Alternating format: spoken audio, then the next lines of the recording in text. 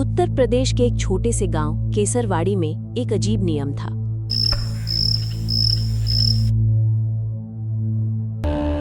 रात के 11 बजे के बाद गांव का कोई भी इंसान अपने घर से बाहर नहीं निकलता था।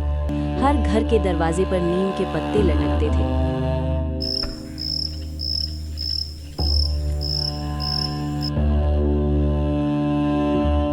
अगर कोई नया आदमी गांव में आता तो गांव वाले उसे एक ही बात बार बार कहते, रात को अगर कोई तुम्हारा नाम लेकर बुलाए तो जवाब मत देना, क्योंकि गांव में कहा जाता था कि अमावस्या की रात एक औरत खेतों में घूमती है। वो इंसानों की आवाज चुरा लेती है और जिसकी आवाज चली जाए वो कुछ दिनों बाद पागल होकर मर जाता है। शहर के लोग इसे अंधविश्वास समझते थे, लेकिन जब आदित्य अपनी मां के साथ कई साल बाद अपने नानी के गांव पहुंचा, तब उसे पता चला कि कुछ डरावनी चीजें सच में होती है।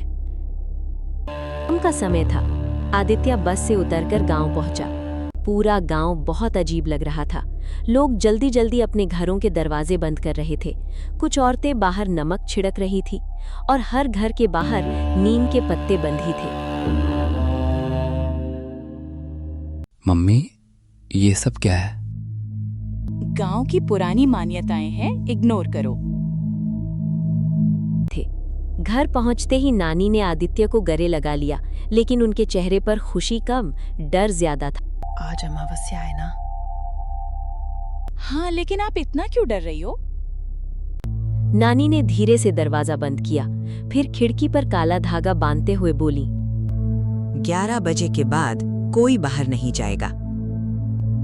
क्यों? चुड़ैल आ जाएगी क्या?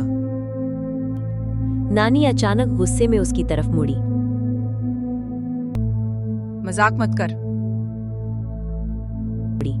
कमरे में अचानक सन्नाटा छा गया। रात के खाने के बाद रवि और आदित्य छत पर बैठे थे। दूर खेतों में अंधेरा फैला हुआ था। कहीं कहीं कुत्तों के भौंकने की आवाज आ रही थी। सच सच बता, ये आवाज चुराने वाली कहानी क्या है? 3 साल पहले गांव में एक औरत मरी थी। लोग कहते हैं उसे डायन बोलकर जिंदा जला दिया गया था। फिर? उसके बाद अमावस्या की रात लोगों की आवाजें गायब होने लगीं। मतलब? इंसान बोल नहीं पाता, बस मुंह हिलता है, आवाज नहीं निकलती। आदित्य हंस पड़ा। तुम गांव वाले भी ना? तभी नीचे से नानी की जोर की आवाज आई, 11 बजने वाले हैं, नीचे आ जाओ। ठीक 11 बजे पूरा गांव अचानक शांत हो गया। न कुत्तों की आवाज, न हवा, कुछ नहीं, बस एक अजीब साइलेंस। आदित्य अपने कमरे में लेटा फोन चला रहा था। तभी खिड़की के बाहर से किसी ने धीरे से उसका नाम लिया, आदित्य। आदित्य ने सिर उठाया। उसे लगा रवि मजाक कर रहा होगा। फिर आवाज दोबारा आई, इस बार और साफ, आदित्य, बाहर आओ। वो धीरे से खिड़की के पास गया।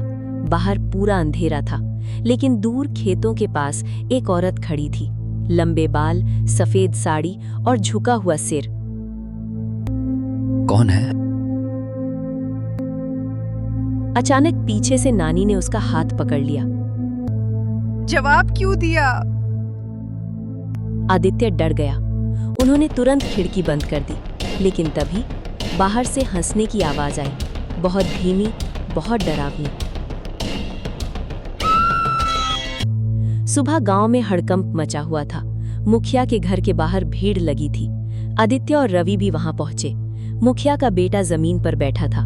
उसकी आंखें डरी हुई थीं। वो कुछ बोलने की कोशिश कर रहा था, लेकिन उसके मुंह से आवाज नहीं निकल रही थी। उसकी आवाज चली गई।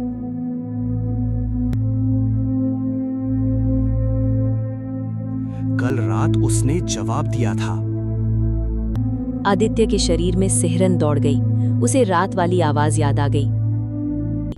उस रात आदित्य सो नहीं पा रहा था। बार बार उसे वही आवाज सुनाई दे रही थी, आदित्य। तभी कमरे का दरवाजा धीरे धीरे खुला। क्री। उसे सोचा नानी होंगी, लेकिन दरवाजे पर कोई नहीं था। फिर अचानक उसे महसूस हुआ कि उसके पीछे कोई खड़ा है। उसने धीरे धीरे पीछे देखा और उसकी सांस रुक गई। वही औरत उसके बिल्कुल पीछे खड़ी थी। उसका चेहरा बहुत डरावना था।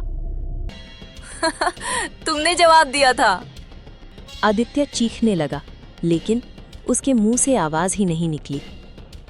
अगले दिन आदित्य बोल नहीं पा रहा था। उसकी माँ रो रही थी, नानी लगातार मंत्र पढ़ रही थी। तभी गांव के एक बूढ़े आदमी ने सच बताया। जिस औरत को गांव वालों ने जलाया था वो बेगुनाह थी।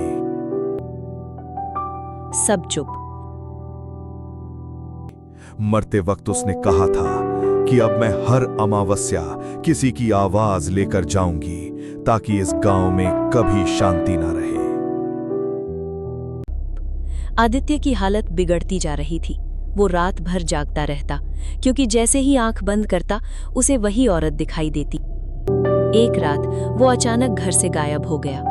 3 दिन बाद गांव वालों को आदित्य खेतों में मिला। वो मिट्टी पर बैठा था। वो जैसे किसी से बात कर रहा हो, लेकिन उसकी आवाज नहीं निकल रही थी। वो पागल जैसी हरकत करने लगा। उस रात के बाद आदित्य कभी नॉर्मल नहीं हुआ।